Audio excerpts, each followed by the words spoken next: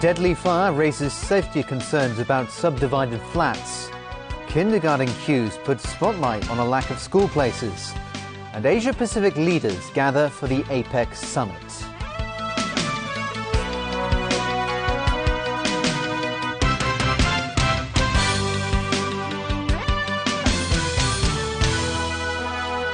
Good evening. A blaze swept through a subdivided flat in Sham Shui Po overnight, killing one person and injuring two. Authorities don't believe the fire was suspicious, but as Kirti Nandwani reports, a deadly blaze has once again raised safety concerns about subdivided units. A rescue operation in the middle of the night. Firefighters freed this 72-year-old man from the podium of the building on Po On Road in Sham Shui Po. He and his 62-year-old wife were injured as they fled the scene. Both were sent to hospital for treatment. More than 100 residents were evacuated after the fire broke out at around midnight. It started at a subdivided unit on the first floor facing the back alley.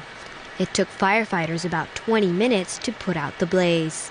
They later found the body of a man of about 40 years old inside the unit.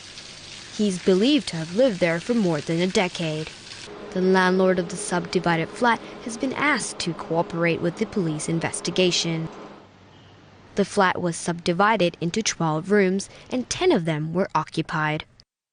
As police carried out their investigation this morning, they found a gas cylinder used for hot pots in the unit. Officers don't believe the fire was suspicious. Mak Puyun, Assistant Divisional Commander of Sham Shui Po, said the man who died might have caused an explosion while trying to ignite the gas cylinder. Mak said he either suffocated or was burned to death. The subdivided flat that was caught on fire has illegal construction works. The landlord received a warning letter in September but failed to make any changes. The buildings department will issue a removal order in due time. The deadly fire once again puts the spotlight on subdivided flats around town. The government earlier proposed a licensing system for these units as part of efforts to improve safety. Kirti Nandwani, TVB News. Well, many local and mainland parents continue to queue up at kindergartens in North District today for application forms. And as Vicky Kong reports, the admission rate of a particular school there is one of the world's lowest. Some say securing a place at this kindergarten in Changshui is harder than getting into a good university.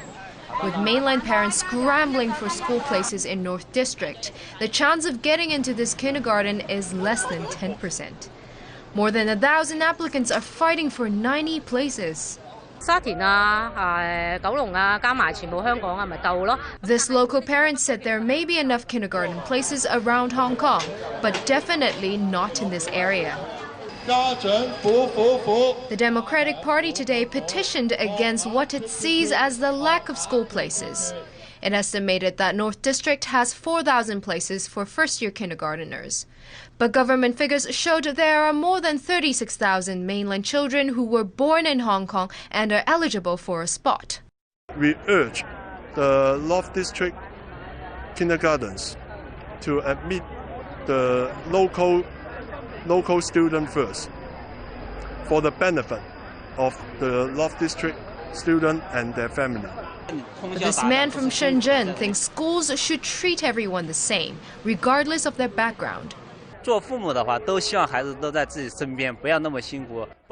want the best for their child, he said.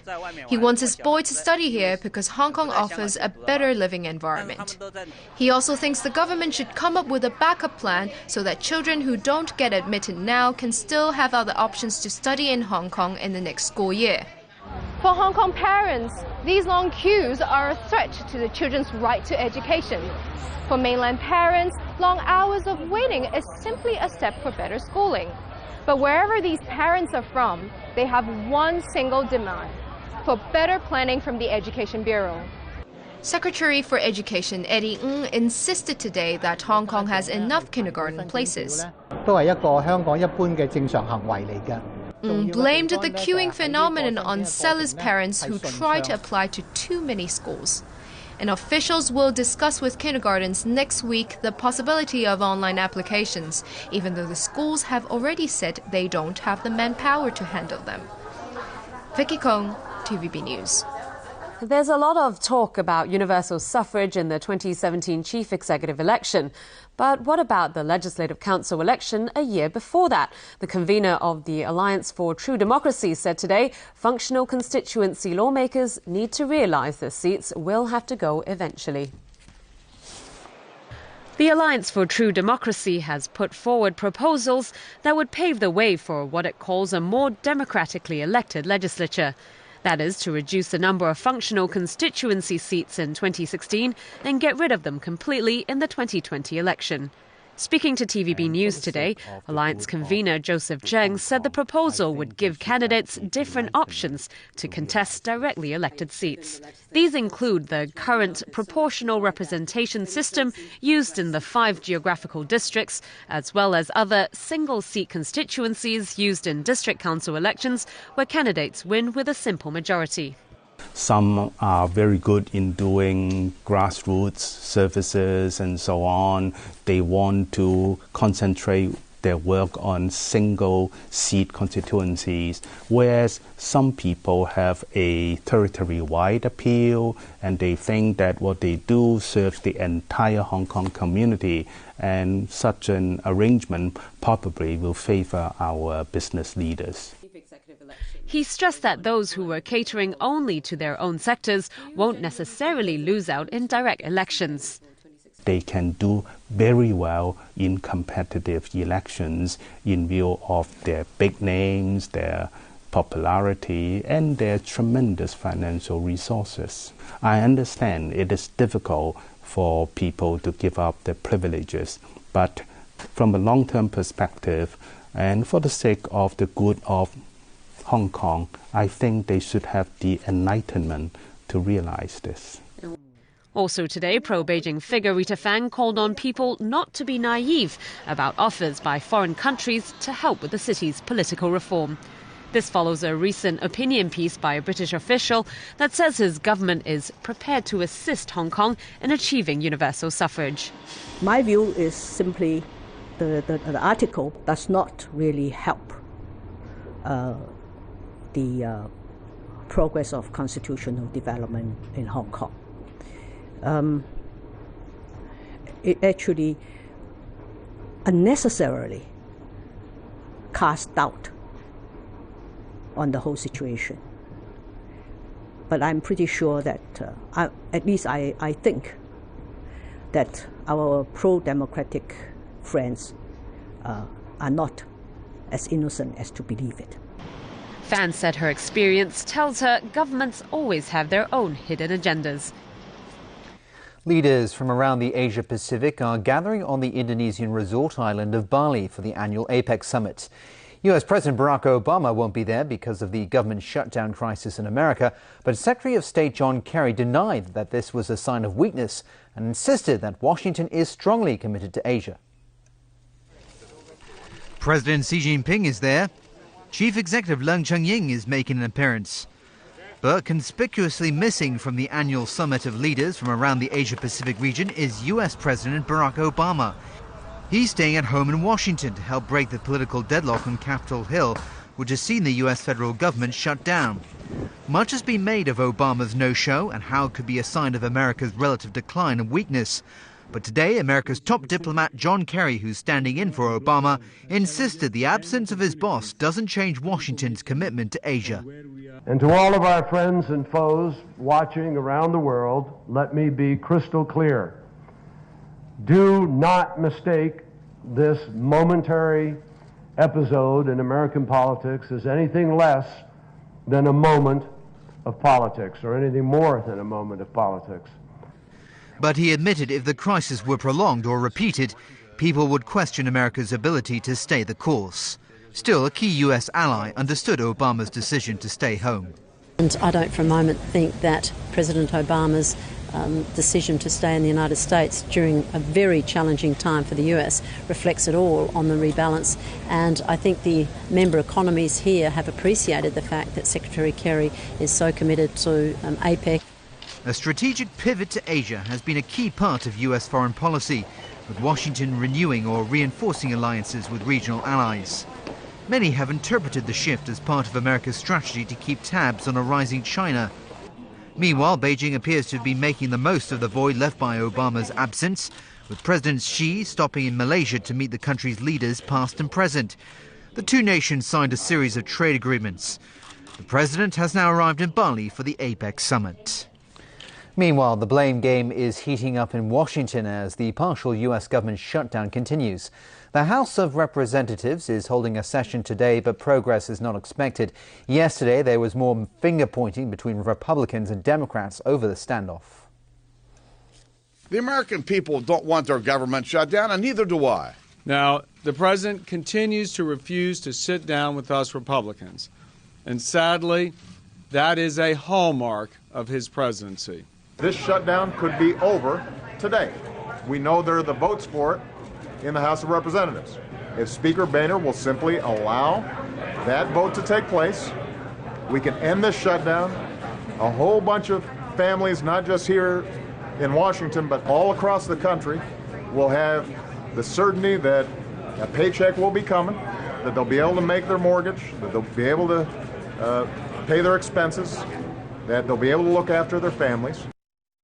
Von Yun-jiap, the man who helped mastermind the defeats of France and the United States during the First and Second Indochina Wars, has died, aged 102. Considered one of the greatest military commanders of the 20th century, Vo achieved a standing in Vietnam that was second only to Ho Chi Minh. Vo's victory over France at the Battle of Dien Bien Phu in 1954 helped end more than half a century of French colonial rule in his country. Roughly 20 years later, his war of attrition against the US forced America to withdraw from the country, paving the way for a communist takeover of Vietnam.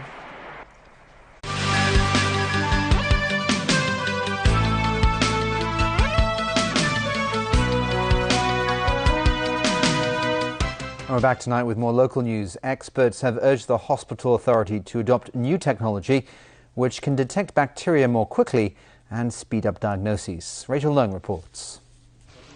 Staff at Queen Elizabeth Hospital have been busy screening patients ever since an outbreak of a drug-resistant bacteria was discovered there. More than a dozen patients have tested positive for the bug since testing began. The hospital hopes to contain the situation within 2 to 3 months. Still, it expects to see an increase in confirmed cases as more patients undergo tests. Ho Pak Leung, a microbiologist at the University of Hong Kong, thinks current testing methods prevents a speedy diagnosis. He said a diagnosis typically comprises of several steps, which includes isolating the bacteria, analysis, and a confirmation of the suspected germ or virus. Ho said while waiting for the results, doctors often feel helpless because they can only use experience and instinct to treat patients. He suggested the hospital authority adopt protein diagnosis technology, which is used in Europe, the US, and even on the mainland. He said the test can identify bacteria more quickly. It also has a lower chance of error. The hospital authority says it constantly upgrades equipment and stressed the quality satisfies international standards. It will begin introducing the protein test gradually. Queen Mary Hospital will be the first to use this technology. Rachel Leung, TVB News. A group of shop owners in Central are unhappy that they're being asked to move out. They say it will force many of them out of business. Evelina Leung reports. Miss Lee's family had been running a clothing shop in a market on Gay Street in Central before the building was torn down for renovation about 5 years ago. The government offered the family a temporary shop nearby to continue their business. However, she received a letter from the Urban Renewal Authority last month telling her to move out by the end of the year. This left her with no choice but to sell all her products before the deadline. Almost 40 shops face the same situation. Hui Wai-tin, a representative of the shopkeepers, is unhappy, saying the URA earlier promised them that they could stay put. The affected business owners and their employees will stage a rally on Monday to express their discontent. They will march from where their stalls are located to the Urban Renewal Authority's offices in Central. They have not ruled out stepping up their campaign if they don't get a satisfactory answer from the authority. In response, the URA said it will meet with the owners to see if arrangements can be made to accommodate them. Evelina Lang, TVB News. Turning overseas again, choppy seas off the Italian island of Lampedusa are hampering divers from recovering more bodies of migrants killed in Thursday's shipwreck. 155 people were rescued and 111 bodies have been recovered so far of the estimated 500 people who were on board. Alan Buckner has the story. The residents of Lampedusa held a vigil last night in memory of the people who lost their lives. Though the tiny island takes in thousands of immigrants every year, and there have been many wrecks in the past, residents were shaken by the sheer magnitude of this tragedy. Earlier in the day, Italian authorities began transferring a large group of asylum seekers from a holding center on the island that can accommodate 800 people. There were vigils across Italy mourning the dead. In Rome, this man said, "It's sad to think the people were just looking for a better life, like our parents and grandparents going to America." The scale of the disaster is prompting calls for a comprehensive European immigration policy to deal with the tens of thousands fleeing poverty and persecution in Africa and the Middle East. We really need to change the law, we need to change the rules, and this is not a problem of Sicily, it's not a problem of a few regions. This is a problem of the entire country and the entire continent. It's a problem that Europe needs to solve together. According to the United Nations High Commissioner for Refugees, some 30,000 migrants arrived in Italy and Malta in the first 9 months of this year, already double that of all of 2012.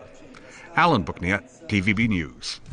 In Egypt, at least 4 people were killed in clashes yesterday as supporters of ousted President Mohamed Morsi again took to the streets demanding his reinstatement. It was the boldest protest by supporters of Morsi's Muslim Brotherhood since troops crushed their makeshift camps in August. An Egyptian army vehicle fired live rounds in the direction of the protesters after the crowds were pushed away from Cairo's Tahrir Square by security forces. Egypt has been gripped by political and economic turmoil since Morsi's overthrow by the army on July 3rd. An Italian Senate committee has recommended that former Prime Minister Silvio Berlusconi should be expelled from Parliament for tax fraud. The media tycoon was convicted for the offence last year, and the sentence was upheld in August. The committee's recommendation, passed by 15 votes to 8, must be ratified later this month by a vote of the full Senate. It's just the latest setback in a disastrous week for Berlusconi. His attempt to bring down the coalition government led by Prime Minister Enrico Letta failed after members of his own party decided not to support him, forcing the billionaire into a humiliating climb down. And finally for tonight, putting on a show in the Argentine capital. The International Festival of Buenos Aires opened overnight with a unique display by a French performance company. Performing on the River Plate, which runs through the city, their show attracted a large number of locals and visitors. The Feu de Bassin show sees the performers walk on water, setting up a strange, absurdist world and leading the audience through a floating spectacle. The festival, which first began in 1997, sees an elaborate cultural offering, dishing out everything from literature seminars, writing workshops, and a cinema festival, including films from all over the world. And that's the news for tonight. Yep. Thanks for watching.